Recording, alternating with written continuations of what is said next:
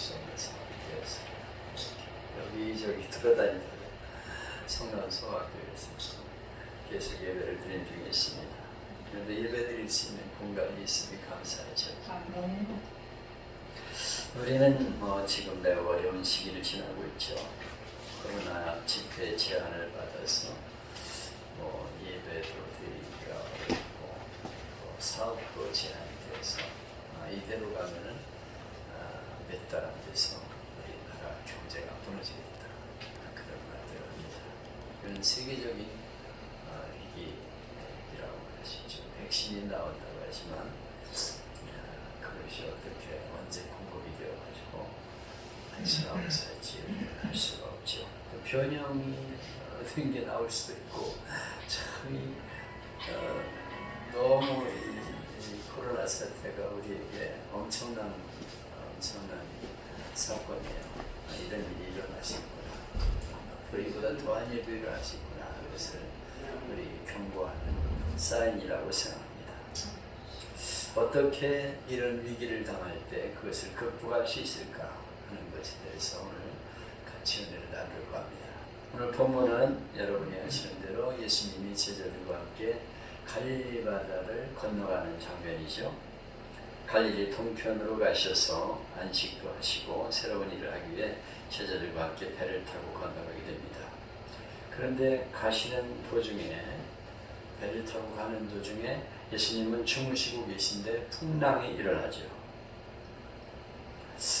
나는 이 예수님의 풍랑을 만나서 주무시고 계신 장면을 보면서 참 예수님의 삶이 고달프구나. 그리고 예수님의 인성을 알 수가 있잖아요. 예수님은 신이니까 괜찮을 것이다 이렇게 생각합니다. 예수님은 우리가 똑같은 몸으로 오셨기 때문에 배고파하시고 무화과 나무 밑을 기울거리시는 모습을 생각하면 눈물이 나. 예수님이 얼마나 배가 고프셨을까. 철도 안 됐는데 무화과 나무 밑에 와서 열매가 있나 그러고 쳐다보고 계신 주님을 생각하면 눈물이 나. 내가 배고파도 참을 수 있어. 예수님은 그 정도였는데 나는 그보다 훨씬 낫다. 우리는 아름다운 풍채를 가진 예수님 모습을 그림으로 보고 있지만 카타콤 벽화를 보면 깡마른 모습으로 그렇게 그려져 있다는 거죠. 지금 이집트 지방의 그 얼굴인데 아주 깡마른 그런 모습으로 그려져 있대요. 성경의 내용이 그렇잖아요.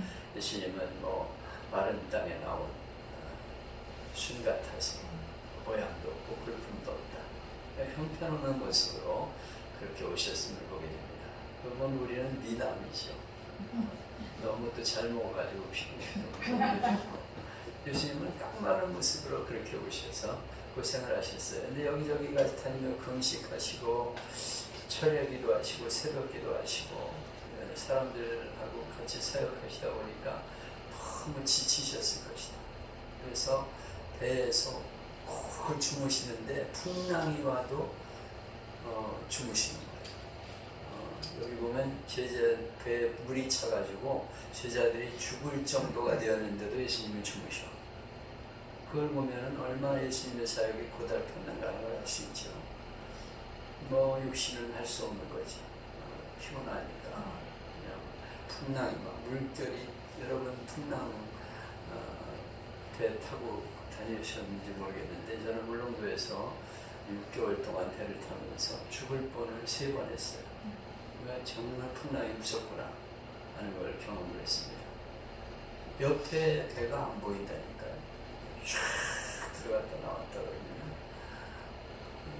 그 어마어마한 파도 거기서 이제 제자들이 죽을 정도가 되어가지고 예수님을 흔들어 깨울 정도인데 여러분 아시는 대로 예수님의 제자들은 어부 출신들 아닙니까? 거의가. 그러니까 풍랑에 대해서는 아주 익숙한데도 우리가 이제 죽겠구나. 그리고 예수님을 흔들어 깨울 정도로 예수님을 고달프셨다. 여러분이 사역하다가 힘들다 이런 말은 안 해야 될 것 같아요. 나는 예수님의 그 모습을 생각하면 피곤하다는 말이 안 나오더라고요. 예수님은 그 엄청난 파도 속에서도 주무셨는데 얼마나 피곤하셨습니까? 흔들어 깨웠어요. 우리들이 죽게 된 것을 돌보지 아니하시고 어찌하여 주무시고 계십니까? 그러면서 막 흔들어 깨워요.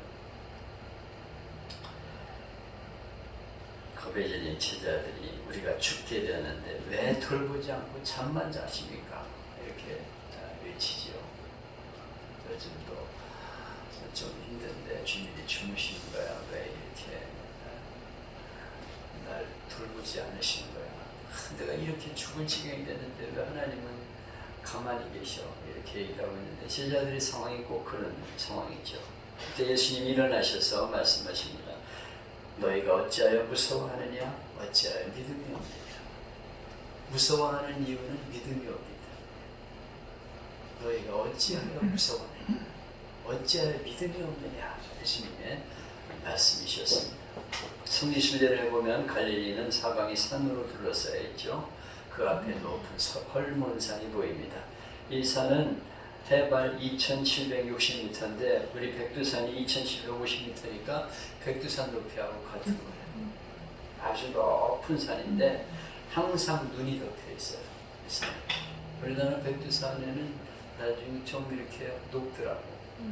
7월이나 뭐 이런 때가 녹더라고. 여기는 항상 눈이 덮여 있어요. 헬몬산에서 차가운 물이 좁은 협곡을 타고 내려와서 갈릴리 바다로 들어가죠. 이 갈릴리 바다는 아열대성 기후의 영향을 받아서 물이 덥습니다.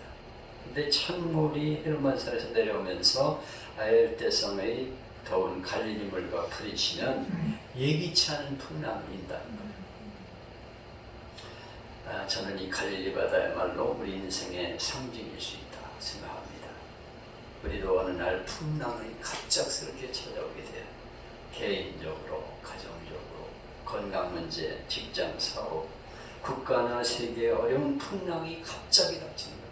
코로나 누가 예견이나 했습니까? 근데 갑자기 엄청난 이렇게 풍랑이 닥치게 되었죠. 이 풍랑한 인생을 사는 동안 언제나 우리에게 찾아올 수 있는 것이다. 이렇게 말할 수가 있겠습니다. 여러분, 예수님은 우리가 이 신앙을 가지면은 풍랑에 면제된다 이런 말씀을 한 군데도 말씀하지 않으시고, 예수님은 너희가 세상에서 환난을 당하나 담대하라. 내가 세상을 이겼노라. 환난을 당할 수 있다는 거예요. 우리 똑같이 환난을 당하는 거예요.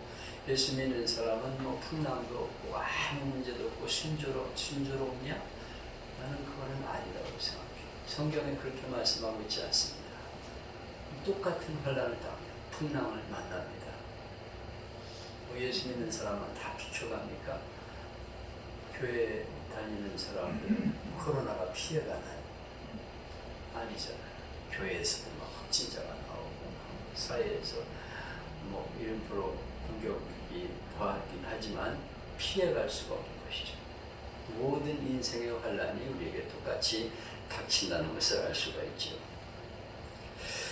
그렇지만 이 풍랑에서 우리는 이길 수 있다는 거예요. 그 약속을 주님께서 하고 계십니다. 내가 세상을 이겼다. 너희도 이긴다. 이렇게 말씀하고 있어요. 여기 제자들이 경험한 풍랑은 큰 광풍이었다. 히브리어 성경에 보면, 헬라어 성경에 보면 큰이라는 단어는 메갈로인데 이것은 메가톤급 풍랑이었다. 그냥 시시한 풍랑이 아니에요. 메가톤급 풍랑이 닥치고 이제 보기 힘든, 볼 수 없었던 어마어마한 풍랑이 저들에게 닥쳤다는 것입니다. 내가 이렇게 살아있지 죽을지 모르는 존재를 위협하는 풍랑, 인간의 경험이나 능력으로 어쩔 수 없는 거센 파도가 몰아쳐갔다. 예수님의 제자들이 뭐 오련한 어부들인데 그들이 죽겠다고 아우성을 치는 거 보면 얼마나 엄청난 풍랑인가를 알 수가 있죠. 우리들이 죽게 되었습니다. 왜 뭐하고 지금 주무시고 계십니까? 이러면서 아우성을 쳐. 저는 아마 예수님 몸에도 물방울들이 막 폈으리라고 생각해요. 근데 너무 피곤하면 그런 것도 그냥 의식하지 못하고 차게 되죠. 얼마나 예수님이 고달프셨을까. 그런데 예수님이 깨어 일어나셔서 제자들에게 어찌하여 무서워하느냐? 어찌하여 두려워하느냐? 믿음이 적은 자들아, 이렇게 말씀하면서 풍랑을 향해서 명령을 하셨어요. 바다야 잔잔하라. 그랬더니 바다가 고요해져 있다. 이렇게 말씀하고 있습니다. 여러분, 제자들에게 너희가 믿음이 없다, 왜 무서워하냐 이렇게 말씀했지만 사실 제자들에게도 믿음이 있었어요. 그러니까 다 버리고 예수님 따라다녔지. 그런데 정말 어려운 일이 닥치니까 이 제자들의 믿음이 어디 갔는지 알 수가 없어요. 여러분은 뭐 괜찮겠지만 저는 목회하면서 정말 어려운 일을 닥치니까 주님이 안 보이더라고요. 도대체 이거 주님이 주무시는 거야? 어떻게 하면 좋아? 막 어쩔 수가 없어요. 그런 풍랑이 막 닥치는 거예요. 그러니까 흔들리는 거예요, 믿음이. 진짜 주님이 내 문제를 알고 계신 거야? 이거 해결이 되는 거야? 막 이런 생각이 들어요. 이것은 신앙인의 불신앙이라고 하시는데 우리 신앙인들에게도 이런 불신앙들이 찾아옵니다.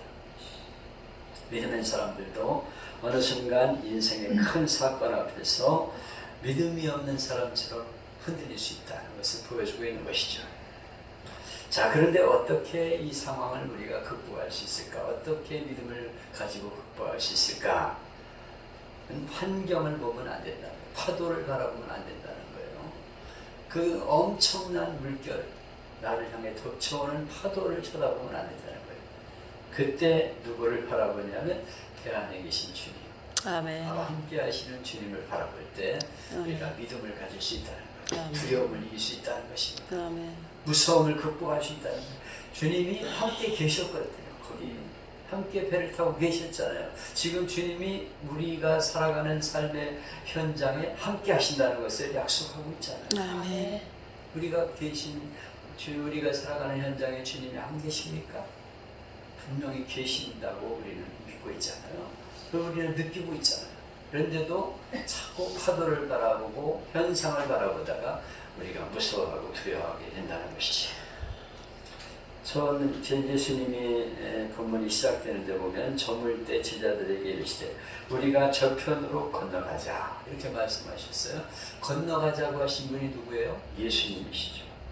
그러면 그분이 다 알아서 하실 거 아니에요. 그분의 계획이 있고 그분이 함께하고 내가 너희를 지켜줄 것이라는 그런 말씀을 하시는 거죠. 그런데 우리가 살아가는 삶의 현장에 여러 가지 문제가 닥치지만은 그러나 그 풍랑도 하나님의 계획 속에 들어있는 부분이라는 것을 우리가 믿어야 합니다. 아멘. 주님이 함께 하시면 우리는 승리할 수 있다. 아멘. 이 풍랑 속에서도 주님이 함께 하신다. 아멘. 걱정하지 마라. 함께 하신다. 이런 믿음이 우리에게 있어야 되는 것이죠. 그러면 우리는 힘차게 일어나서 항해를 계속할 수 있게 되는 것이죠. 아멘. 메리큐스 마네라는 부인이 있었어요. 남편이 사업에 부도가 나자 어디로 도망쳤어. 가족 다 내팽개치고 내뺐어. 얼마나 절망입니까? 책임져야 될 거 아니야.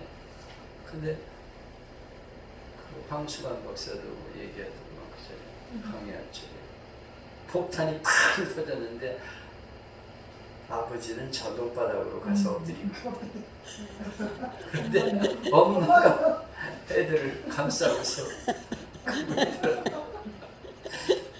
그 남자들이 시원찮아. 나도 내뺐어. 그동안 내빼고 에이 나 살고 보자 그러고 내빼고 아니 부인하고 애들 어떡하라고 내빼. 사님 다 잊어버리고 알거지가 되어서 길거리로 나가게 되었습니다. 근데 그 상황에서 아들 하나가 문방구에서 연필 한 개를 훔치다가 학교에서 퇴학을 당하는 거예요. 그래도 뭐 공부를 해야 되겠고 연필이 없으니까 문방구에서 훔쳤겠지. 여유가 있으면 왜 그거 훔치겠어. 그런데 너무 속상한 거예요. 퇴학을 당해서 오다니 우리 아들이 우리가 여러 가지가 막 겹치는 거죠. 도망간 남편, 이 나쁜 놈, 너 때문에 저 애가 저렇게 망가지는데 그러면서 그러다가 에이 죽어버리자. 깨끗이 죽자. 그리고 아이들을 잠재우고 가스불을 켰다는 거예요. 가스가 점점 스며들어오는데 정신이 몽롱해집니다.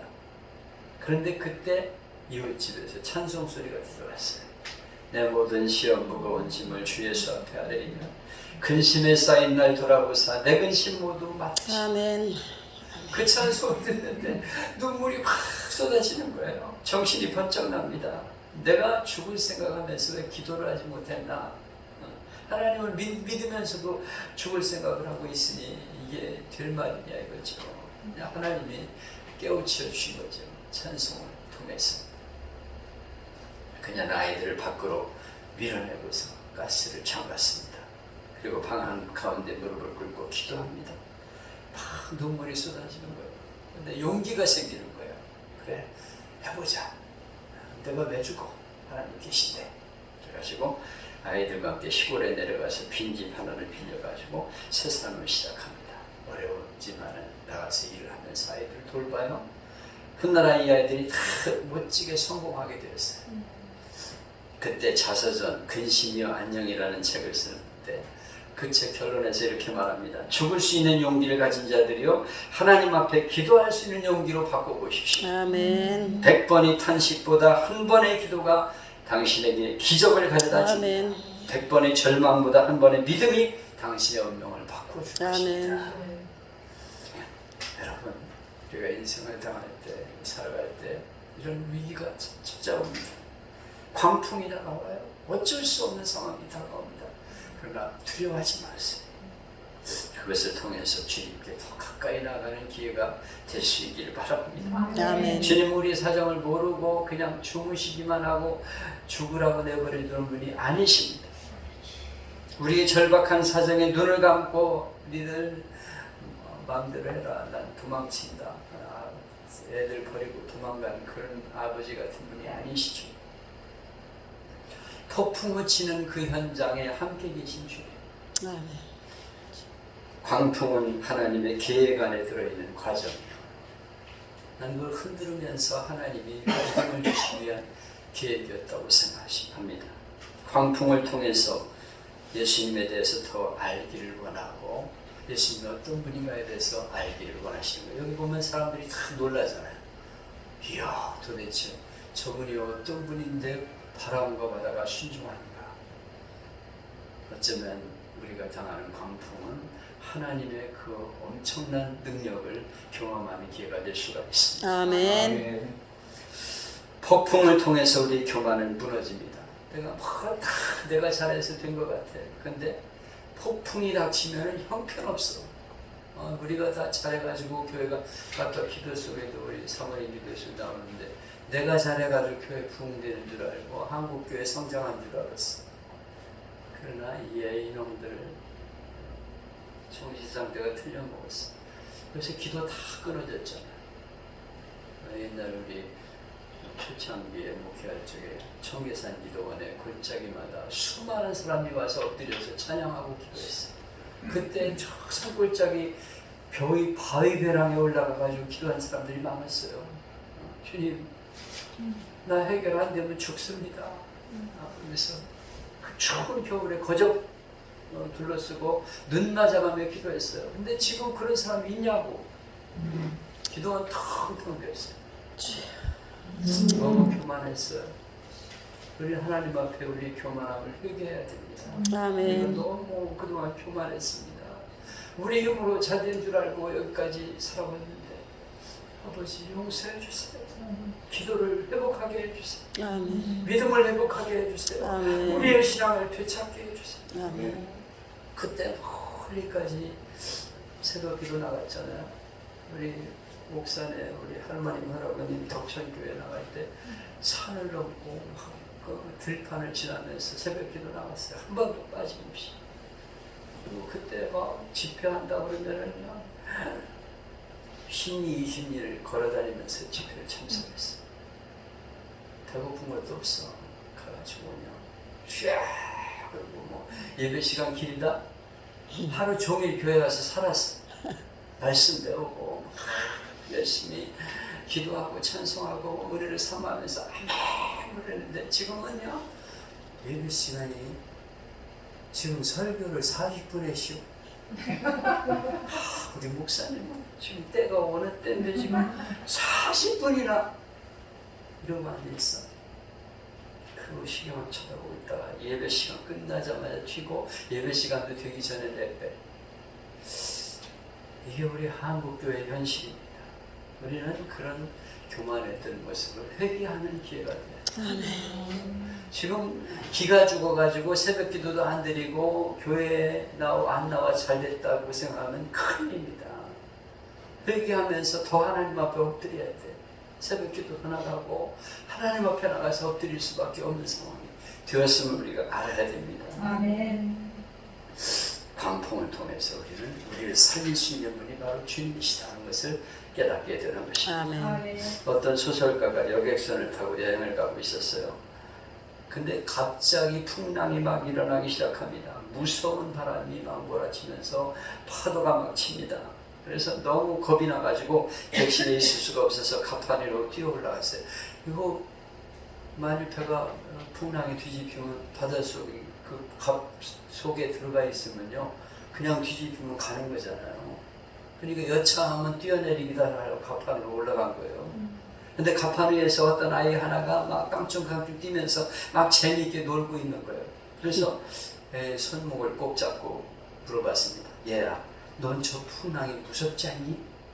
그랬더니 아이가 이렇게 말합니다. 아저씨, 제가 지금 선장실에 나오는 길인데요. 우리 아빠가 선장님이에요. 근데 우리 아빠 얼굴을 보니 아주 편해요. 아무 일 없을 거예요. 아저씨, 걱정하지 마세요.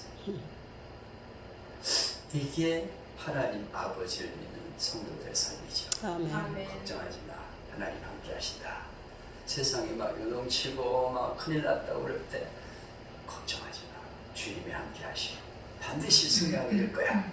이렇게 세상을 향해서 용기 있게 평안을 외치고 믿음을 외칠 수 있는 그런 교회가 되고 성도가 되어야 한다는 것입니다. 아멘. 예수 믿는 사람은 달라야 합니다. 아주 많이 달라야 돼요. 예수 믿는 사람이 안 믿는 사람 보기에는 어리석은 사람인지 모르지만 그렇지 않아요. 예수 믿는 사람은 담대한 것입니다. 죽음 앞에서도 담대한 거예요. 왜냐하면 아니 예수 믿다 죽으면 천국인데 아이고 무서워가지고 집회를 못해. 그래가지고 우리 노인들 특별히 은퇴 목사들은 바깥 출입을 안 합니다. 왜냐하면 노인이라서 나이가 많은데 걸리면 죽는다. 그러면서 모임도 안 가지고요. 못 나간대. 그래서 어떤 때인데. 그냥 가끔 모여가지고 차비도 주고 그랬는데 그렇지도 않고 수입도 없어. 지금 한심. 아니 죽으면 천국인데 죽으면 살리라 아니에요? 죽으면 죽으리라 그러고 나오는 거지. 뭘 이렇게 무서워. 난 다 다녀 어디든지. 여러분 세상을 향해서 우리는 하나님 함께 하신다. 걱정하지 마라. 반드시 승리한다. 이렇게 용기 있게 외칠 수 있는 사람이 되어야 하는 것입니다. 아멘. 여러분 위기에 처해 있죠? 위기를 느끼고 있습니까? 두려워하지 말고 믿음으로 주님을 바라보십시오. 그리고 하나님께 맡기고 아까 찬양처럼 기도하셔서 하나님이 내게 이렇게 기적을 풀어주셨다. 홍해를 갈라주셨다. 이렇게 간증하는 주인공이 될 수 있기를 바랍니다. 아멘. 그리고 위기를 당한 많은 사람들에게 하나님이 함께 하시니까 걱정하지 마라. 너도 하나님 믿어라. 담대해진다. 이렇게 외칠 수 있는 우리들이 되어서 우리를 통해 많은 방황하는 영혼들이 주님을 만나기를 주님의 이름으로 축복합니다. 아멘.